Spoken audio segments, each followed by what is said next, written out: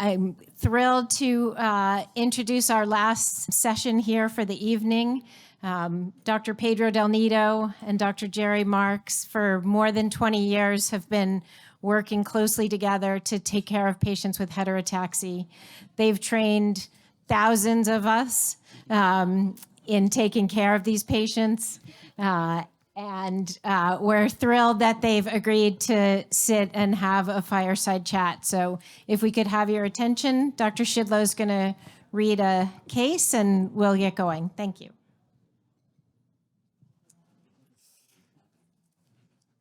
Thank you. It's a real honor to be able to share the stage with my mentors and colleagues, Dr. Marx and Dr. Del Nido. And just a brief note, we strongly encourage questions from the audience, so please feel free to come up to the microphones. So this is just a brief case presentation to get us started as a launching point. We have a 7-year-old female presenting for possible biventricular repair.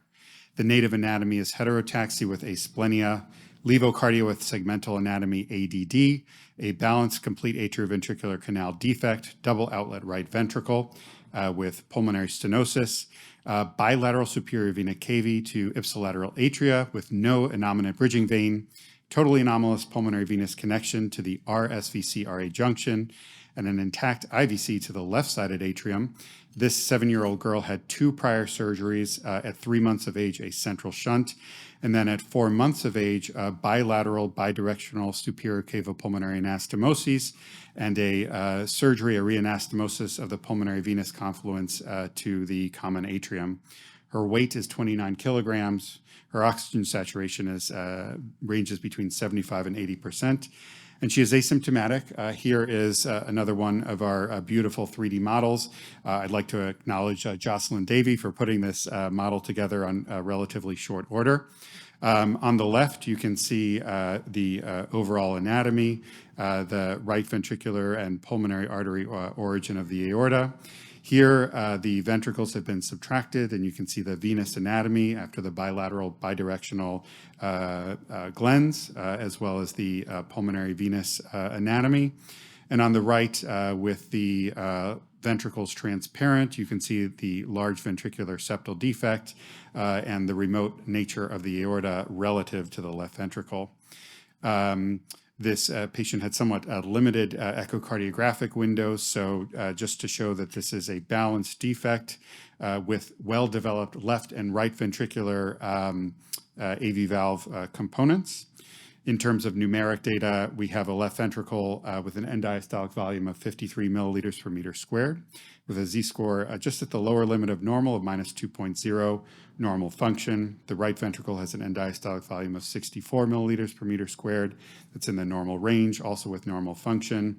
By echo, there was mild or mild plus AV valve regurgitation and normal aortic valve function.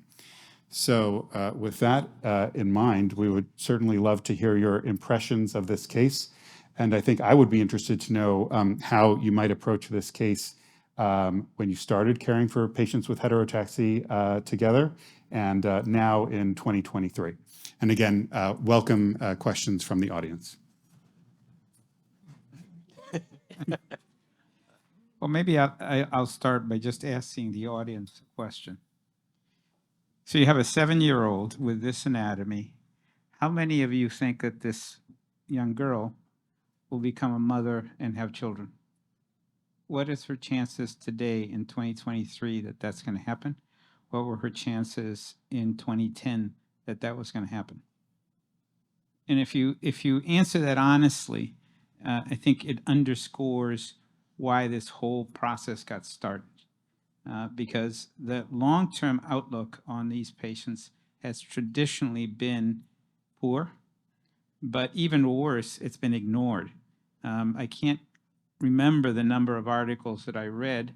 There were summary articles of different procedures, surgical procedures, and the surgeons are the most guilty of this, saying, these are the patient population, we excluded heterotaxy in our analysis. I think everybody can remember an article that they read like that.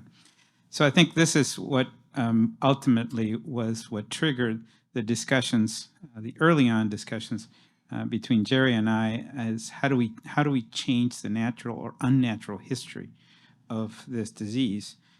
And obviously, we had no idea what we were getting into. But as you can see, it requires an entire team to address. So, Jerry, you have other comments? So how does the patient first get to us? Well, what Pedro and I learned right from the get-go is these parents came to us with hope. It was their baby. They wanted something done.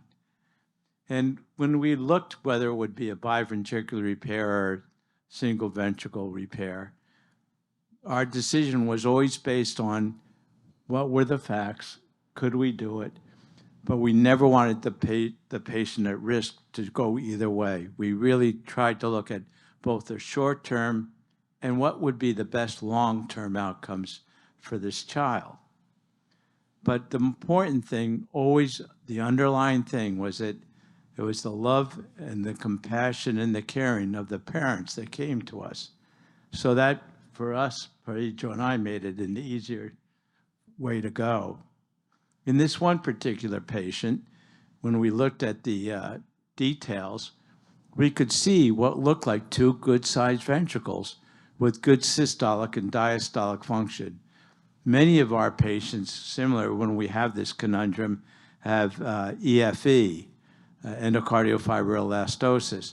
But in our patients with heterotaxy, at least till now, who have large VSD, that doesn't seem to be as much a problem.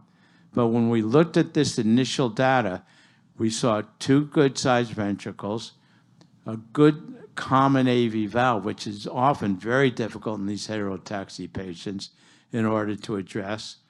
And then we could see a good semilunar valve exiting the heart. And so for me, it was easy. I just turned to Pedro and said, okay, here we go.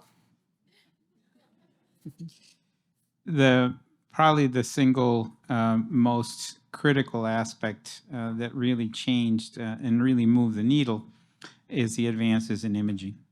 I think we all can recognize that imaging where it is today is nothing like what it was 10 years ago.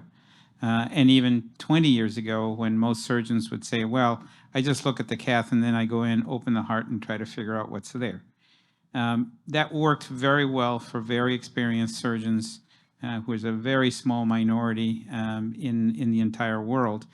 But even they had bad results with this patient population. And the simple reason is that they're all very different. Every child is a little bit different than the next one. And so the details, patient-specific details of the anatomy are a must. Imaging has moved on from being an art to a science, and now it's moving on, I can say maybe a predictive science, where it can really tell us not only what we're going to find, but how we should repair it and what it will look like once we repair it. And that's something that I never imagined we would ever get to. But that's where the world is now. And if you listen to the talks throughout this entire meeting, it's all about that. Imaging has totally changed the way we think about diseases. And now we're adding physiology to this. Physiology in a much more computational, very quantitative way that most of us hated when we were. That's why we went to medicine, because we didn't like math. But the recognition that, that in this disease, flow dynamics is very important. Whether you're dealing with pulmonary veins, whether you're dealing with valves, AV valves, or whether you're dealing with chamber growth, all of those things are secondary to what's happening to the flow dynamics. Now we're able to do that. So we're actually adding that level of complexity now. Yeah, I being an imager, I'd like to take all the accolades for all the imaging, but it really comes down to the surgery, doesn't it? So I used to sit at these meetings and hear the surgeons debate whether or not you truly can repair a non-committed double outlet right ventricle. Remember, we would categorize it as to either subaortic or subpulmonic or doubly committed. In this case, it's a non-committed. And it's been the surgical expertise that has been able to get that ventricle, in this case, the left ventricle, over to the aorta. And in this case, Pedro enlarged the VSD. And this patient has not had any recurrence of subaortic obstruction. And I would have to say, when we evaluated this at our center, we found an incidence of approximately 10% of recurrence of subaortic obstruction requiring surgery. So that's been a huge change. And then also, in many of the patients have dextrocardia, and I remember where dextrocardia was almost forbidden to do an atrial inversion procedure, but that is so important in what we do now. And then third but last is many of these patients require an RV to PA conduit. But with imaging and listening to their surgeons to detail how they're going to place that conduit, both now and into the future, without impinging upon the coronary arteries, because our patient had a single coronary artery. And so the patient had to have placement of an RV to PA conduit, and that went very well. But in our cath lab, our catheter interventionalists will do a simultaneous injection of the coronary arteries and the conduit itself once it's placed to be sure we best understand that. And so even now, our surgeons will discuss how to place that conduit both for the present and future surgeries. So I think it's been the great advances in surgery also. I think that we need to recreate this session for our fellows with a duration of 3 hours or so, because this is just fascinating.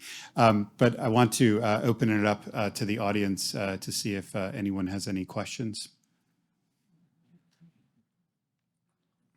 I'm Dr. Fang from National Taiwan University Hospital, Taipei, Taiwan. I have a question. We heard about the ventricular switch promoted by Cleveland Clinic. How is you using the relative hypoparathyroid ventricle as a subpulmonary ventricle? So what's your opinion about this approach? Yeah, I mean, I think everybody is trying to come up with solutions to these very challenging problems. There's definitely a difference in morphology, and I think we all have to agree there's a difference in morphology and the structure of an anatomic left ventricle and an anatomic right ventricle. It doesn't necessarily predict that those ventricles are going to sustain systemic circulation forever. That we've learned. And so what we've learned is that there are times when even a left ventricle, which is structurally like a left ventricle, is probably not the best systemic ventricle in that particular child. So we've learned those lessons. So I think what's happened is that all of the dogma we learned 15, 20 years ago, we're having to question. And as long as we do that in a thoughtful way, and not just simply say, well, because I can do it, I will do it, but really tailor it to the specific patients. We did our first patient that I did a reverse double switch on. So that means that they already had a left ventricle on the left side, and aorta and coronaries coming off the left ventricle, had a recruitment of a left ventricle and had biventricular circulation, but the left ventricle was gone. But the right ventricle was at systemic pressures and doing very well. That was the first patient we ever did a reverse double switch on. That patient is now about 9-10 years out and still doing okay. The biggest problem is their valves. So it's about the patient. It's about the need of that particular patient, not so much the dogma that we learned when we trained. And I think that's probably what's been the biggest change in our thinking about this disease. It's not just textbook. These patients challenge the textbook. There is no textbook for these patients, which is good, because it forces us to think differently about these valves. You know, the canal type valve, which this child does have, we used to say, well, heterotaxy canal valve, very different than a simple trisomy 21 complete AV canal. One is easy, one is hard. I can tell you, we have learned both can be extremely easy, both can be extremely hard. Do not assume that just because they have the heterotaxy term ahead of them or the trisomy 21 term ahead of them, that it's going to be straightforward. It has to be about that patient. This patient does happen to have a very well-balanced, well-functioning valve. It was very straightforward. The challenge was diverting the left ventricle to the aorta, and therefore the position of the VSD patch with respect to that AV valve had to be different. But we've learned how to do that.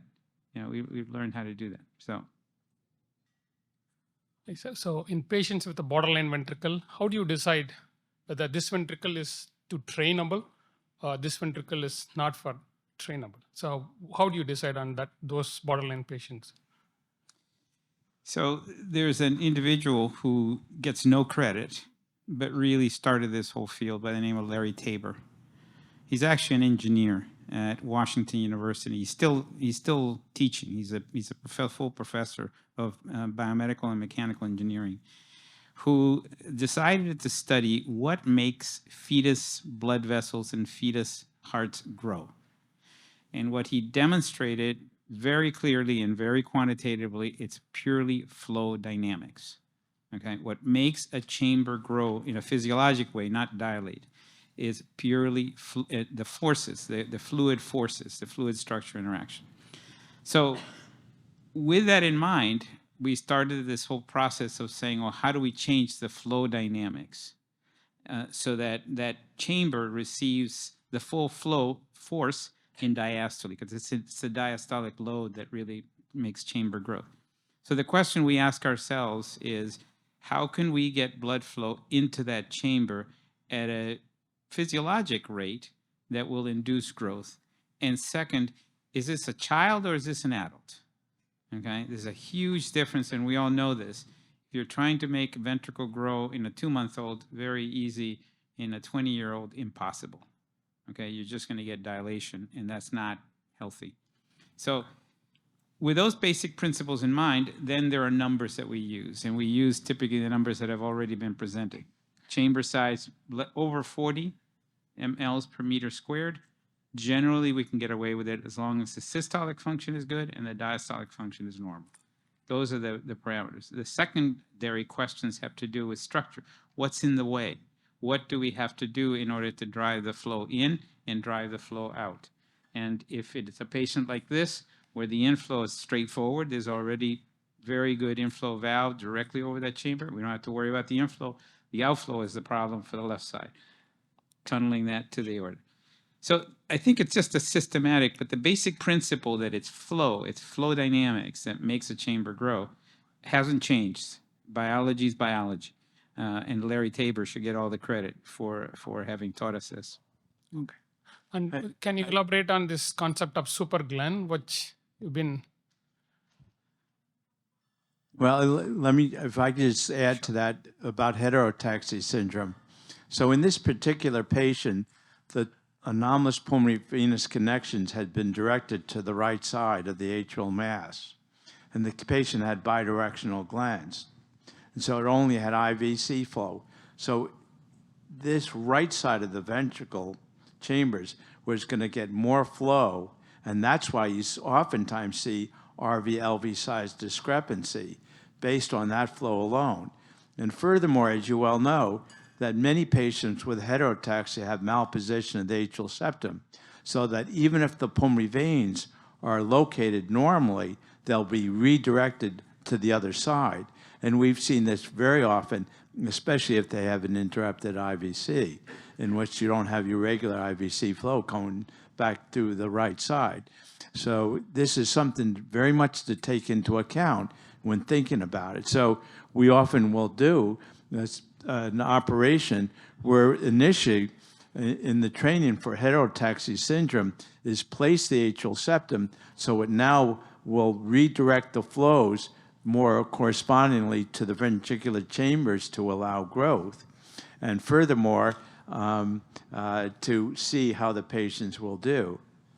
As far as what we call the super Glenn procedure, oftentimes the patients are at the stage where they're quite blue.